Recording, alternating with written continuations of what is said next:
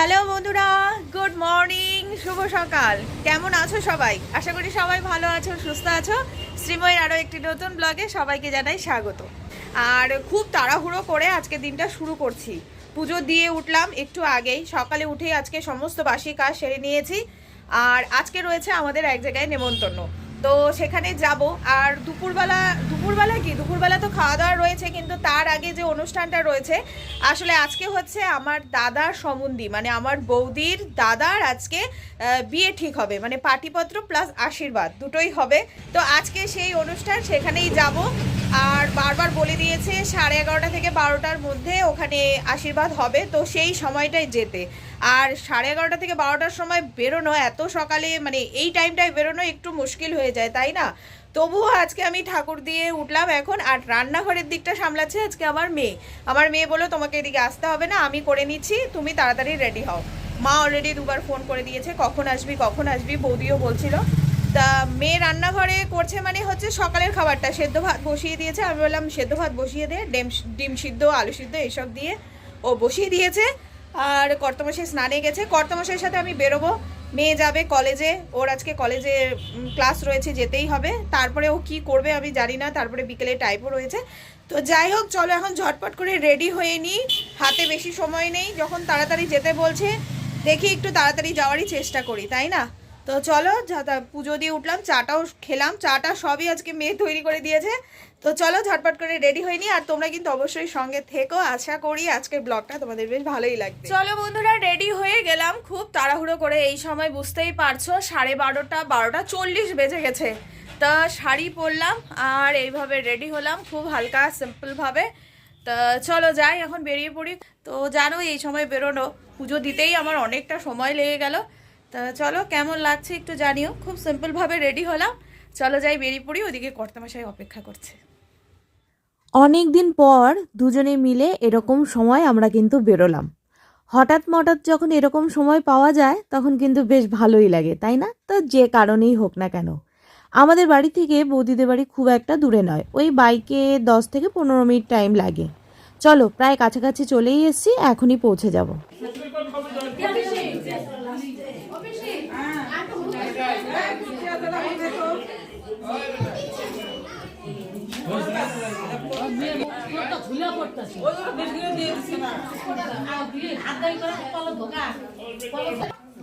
হ্যাঁ, গালে দেয় না আজকাল।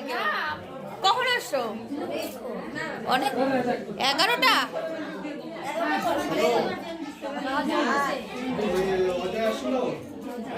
আর আমি এখানে এসে দেখলাম সবে আশীর্বাদ হলো আর কি, মানে আশীর্বাদের শেষ পর্বে আমি এসে পৌঁছেছি। এই যে এখানে সব জিনিসপত্র রয়েছে, মা কাকিমুনি এরা অনেক সকালেই চলে এসছে। আর আসা মাত্রই এই যে কপালেও আমাকে হলুদ টিপ পরিয়ে দেওয়া হয়েছে, সবাইকেই হলুদ লাগানো হয়েছে যেহেতু আজকে পাটিপত্র হলো। আর ওই যে সামনে দাদা দাঁড়িয়ে রয়েছে, এই দাদারই আজকে আশীর্বাদ হলো।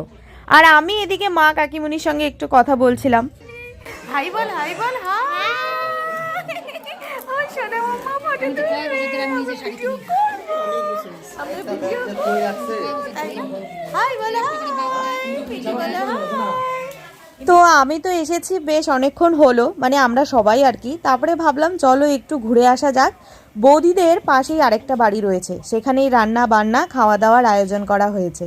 তো সেখানেই এসছি, রান্না বান্না এখানে হচ্ছে। আর আমার বাবাও এসছে, বাবা অনেকক্ষণ পরেই এলো, কারণ বাবা অত সকালে এসে অনেকক্ষণ সময় থাকতে চায় না, এই আর কি। আর আমি মা কাকিমুনি অপেক্ষা করছিলাম, আমাদের আরও আত্মীয় স্বজনরা আসবে, মানে আমার মামা বাড়ির থেকে মামিরা আসবে। তো মামিরাও এদিকে চলে এসছে, ভাবলাম চলো তাহলে এখন দুপুরের খাওয়া দাওয়াটা সবাই মিলে একসঙ্গে সেরে নিই, কারণ বেলা অনেকটাই হলো, অনেকক্ষণ ধরেই সবার সঙ্গে গল্প হচ্ছিল। আর এইদিকে আমাদের থালে পড়ে গেল গরম গরম ভাত। আর আজকের আইটেম কি কি ছিল তোমাদেরকে বলে দিই।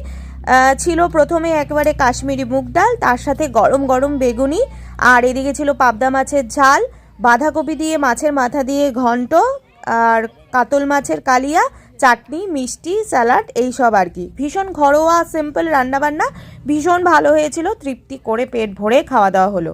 আর ওই যে প্রথম পাতে গরম গরম ভাতের সাথে ধোয়া ওঠা কাশ্মীরি মুগ ডালের সাথে যে বেগুনিটা দেয়, এত ভালো লাগে খেতে, মানে যে কোনো অনুষ্ঠান বাড়িতে ওটাই সবচেয়ে ভালো খাবার হয় জানো তো, ওটা দিয়েই আমার অর্ধেক খাওয়া হয়ে যায়। তো এইদিকে আমাদের খাওয়া দাওয়া হচ্ছে আর এইদিকে আমার মেয়েও চলে এসছে। তো মেয়েকে বললাম কিছুক্ষণ ওয়েট কর, তারপরে খেতে বস। ও কলেজ থেকে সোজা চলে এসছে, আবার হয়তো কিছুক্ষণের মধ্যেই বেরিয়ে যাবে। তো বন্ধুরা, এদিকে আমাদের খাওয়া দাওয়া তো হলো, এখন আবার সবাই একসাথে হয়েছি এই যে বৈঠকখানায়। বিয়ে বাড়িতে জানোই কত রকমের আলোচনা, নিয়মের ব্যাপারে বলো, কেনাকাটা বলো, তারপরে কে কখন কিভাবে আসবে, সেই সব নিয়ে অনেক আলোচনা আর কি। তবে সবার মধ্যে দেখো একটা কেমন ঝিমুনি ভাব। ওই যে খাওয়ার পর যেটা হয়, দুপুরবেলা ভাত খাওয়ার পর চোখটা একটু টান টান হয়ে আসে, একটু ক্লান্তি লাগে, একটু ঝিমুনি ভাব, ওই আর কি। এই নিয়েই চলছে আমাদের গল্প আড্ডা। তার মাঝে মাঝে এমন এক একটা কথাবার্তা হচ্ছে যে ঘুম আবার কোথাও উধাও হয়ে যাচ্ছে। মামিরা রয়েছে, মেয়ের বাড়ির লোকজনেরা রয়েছে, নতুন আত্মীয় স্বজন, নতুনভাবে আলাপ পরিচয়, কত রকমের কথাবার্তা। বেশ ভালোই লাগে কিন্তু, তাই না? বিয়ে বাড়িতে একটা জমজমাট ব্যাপার হয়। তো কর্তামশাই তো চলে গেছে অনেকক্ষণ, যাওয়ার সময় আমায় বলেছিল তুমি চলো আমার সঙ্গে যাবে কিনা। তো আমিও ভাবলাম এই সব গল্প ছেড়ে কি আর এত তাড়াতাড়ি যেতে ইচ্ছে করে? তার মধ্যে যদি সবাই বলে বসেই যা আর একটু গল্প করেই যা, তাহলে তো আরোই যেতে ইচ্ছে করে না। তাই কর্তামশাইকে বললাম তুমি না হয় চলে যাও, আমি একটু পরেই যাই। অনেক দিন পর এই রকম সবাই মিলে একসাথে হলে কেমন লাগে বলো তো? বেশ ভালো লাগে, তাই না? সহজে আর যেতে ইচ্ছে করে না। তাই বলে না আর বেশিক্ষণ বসা যাবে না, প্রায় সন্ধে হতে চললো, এবার বাড়ির দিকে রওনা দেওয়া যাক। তো এসেছিলাম কর্তামশাইয়ের সঙ্গে, আর এখন আমি যাচ্ছি আমার দাদার সঙ্গে। দাদা বলল চল আমি তোকে নামিয়ে দিয়ে তারপর বাড়ির দিকে যাব। মানে আমাদের বাপের বাড়ি, আমার শ্বশুর বাড়ি, আমার দাদার শ্বশুর বাড়ি প্রায় কাছাকাছি, খুব একটা দূর নয়। চলো সন্ধেবেলা এবার বাড়িতে ফেরা যাক।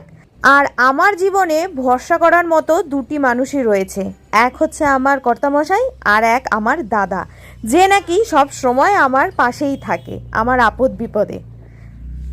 গুড ইভিনিং বন্ধুরা, শুভ সন্ধ্যা। এখন অবশ্য সন্ধ্যা নয়, বাজে এখন 9টা, পৌনে নটা বাজে। তো এতক্ষণ কি আর করব, ওখান থেকে এসে ওই সন্ধেবাতি দিয়ে ঘরের টুকটাক কাজকর্ম ছিল, জামা কাপড় ভাঁজ টাজ করে একটু শুয়েছিলাম। ঘুম থেকে উঠে দেখছি 9:45 বেজে গেছে। তো ভাবলাম এখন একটু চা খাওয়া যাক। তো আর রান্নাঘরের যা অবস্থা, চলো তোমাদেরকে দেখাই। পুরো বেসিং বাসনে ভর্তি হয়ে আছে, আবার রাতে রান্নাবান্নাও আছে। দুপুরবেলা তো ওখানেই খাওয়া দাওয়া হলো, সকালবেলা তাড়াহুড়ো করে বেরিয়ে গেলাম। এখন রাত্রিবেলায় অনেক কাজকর্ম রয়েছে। এই রাতের কাজকর্ম করতে আমার একদমই ভালো লাগে না, কিন্তু কিছু করার নেই, করতে তো হবেই। চলো রান্নাঘরের অবস্থা কী দেখাই। কাজ তো রয়েছে প্রচুর, তোমাদের বললাম, কিন্তু সবার আগে একটু চা খেয়ে নেওয়া যাক। ভেবেছিলাম একটু দুধ চা খাবো, তবে ওই যে আমার মেয়ে, উনি আবার র চা খাবেন। তো আমার জন্য আর আলাদা করে কি দুধ চা করবো, ভাবলাম চলো র চাই খাওয়া যাক। আর এই দেখো আমার বেসিংয়ের অবস্থা, এত বাসন কুসন না বেসিংয়ে জড়ো হলে আমার একদমই ভালো লাগে না, বরঞ্চ মাথাটা জানি আমার কেমন করে, কখন এগুলো পরিষ্কার করব। তো চলো একটু চা খেয়ে একটু শক্তি নিয়ে এনার্জি নিয়ে তারপরে কাজকর্ম করি। আর ওই যে বললাম রাত্রিবেলা না আমার এত কাজকর্ম করতে একদমই ভালো লাগে না। সারা দিন আমি জমিয়ে কাজ করতে পারবো, যত ইচ্ছে বলো সব করতে পারবো, কিন্তু রাত্রেবেলার রান্নাবান্না কাজকর্ম আমার একদমই ভালো লাগে না। কিন্তু কি করা যাবে, সময় বিশেষে তো করতেই হবে। তো চলো দুজনের জন্য 2 কাপ চা নিয়ে নিলাম, এবার একটু খেয়ে একটু এনার্জি নিয়ে নিই। আর এইদিকে সন্ধেবেলা এসেছিল আমার মেয়ের এক বান্ধবী। আমি যখন পিঠে করেছিলাম ওকে এই টিফিন বাটিতে করে একটু পিঠে বাড়িতে পাঠিয়ে দিয়েছিলাম। আবার ওই যে রিটার্ন গিফট, ওর মাও একটু পিঠে করে পাঠিয়ে দিল। বেশ ভালোই হলো, চা খাওয়ার পর একটু পিঠে টিঠে খেয়ে এনার্জি নিয়ে কাজকর্ম করা যাবে। আর এই পিঠেটা না একদমই অন্যরকম, এরকম পিঠে আমি আগে খাইনি। ওদের বাড়িতে এইরকম পিঠেই বানায়, সেই জন্যই আমার জন্য পাঠিয়ে দিয়েছে। তবে পিঠেটা খেয়ে বেশ ভালোই লাগলো, একেবারেই অন্যরকম। পিঠে খেতে খেতে আমি আর মেয়ে অনেক গল্প করলাম, ওই বিয়েবাড়ির গল্প, সারাদিনের গল্প। এবার চলো যাই রান্নাঘরের দিকে। শীতকালে রান্নাবান্না নিয়ে কিন্তু খুব একটা সমস্যা হয় না। যেমন এই যে বেগুন ভাজা আর ঘি হলেই কিন্তু রাতের খাবার প্রায় হয়ে যায়। তবে আমি আজকে বেগুন ভাজা করব, বেগুন ভাজার সাথে একটু ডালও করব। এদিকে ডালও আমি সেদ্ধ করে রেখেছি, আর এদিকে একটু ভাতও বসিয়ে দিয়েছি। রাতের বেলার খাবার তো খুব একটা এনার্জি নেই, আর দুপুরবেলা অনেক কিছু খাওয়া হয়েছে। মেয়েও বললো, এমনিতেই আমার মেয়ে অল্প করে খায়, তার মধ্যে আজকে তো আরোই অল্প, তাই সসপ্যানেই ভাত বসিয়ে দিলাম। আর এদিকে মুসুর ডালও সেদ্ধ করে নিয়েছি, আর এর মধ্যে কয়েকটা আলুও দিয়ে দিয়েছি। ভালো করে জমিয়ে আজকে আলু সেদ্ধটা মাখবো। আর ডালটাও করব পেঁয়াজ দিয়ে।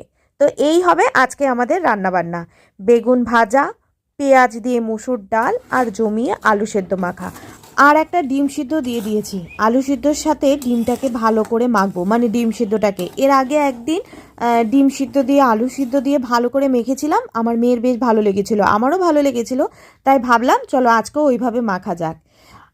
একটু পেঁয়াজ কুচি, একটু শুকনো লঙ্কা পুড়িয়ে তার মধ্যে সর্ষের তেল আর একটু ধনেপাতা আর ওই ডিম সিদ্ধটা একসাথে বেশ জমিয়ে মাখবো। ডাল ভাতের সাথে খেতে কিন্তু বেশ ভালোই লাগে। চলো এবার খাবার দাবার সব রেডি হয়ে গেছে, এবার ডিমটাকে ছুলে ভালো করে আলু সিদ্ধ দিয়ে মেখে নিলেই ব্যাস রেডি আজকে আমাদের ডিনারের মেনু। তো চলো বন্ধুরা, এইভাবেই আজকে আমার ব্লগটা শেষ করলাম। কেমন লাগলো ব্লগটা কমেন্টে অবশ্যই জানিও, যদি ভালো লাগে অবশ্যই লাইক করে সাবস্ক্রাইব করে দিও।